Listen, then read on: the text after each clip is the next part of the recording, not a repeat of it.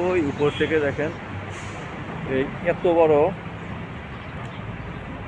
বড় পাথর আরও কয়েকটা ছুটি ওইদিক চলে গেছে, এইগুলো ওখান থেকে ফেলাচ্ছে। তাহলে মানুষের মাথায় পড়লে মানুষ বাঁচবে? এ দেখে নিরাপত্তা ব্যবস্থা নিয়ে কাজ করার কথা না। দেখেন এই যে এইটা এত বড় একটা জিনিস, না আপনি ওই জিনিসটার ভিডিও করতেছি, এখান থেকে দেখেন ওই উপর থেকে পড়তেছে। না আপনাকে আমি জানাই গেলাম,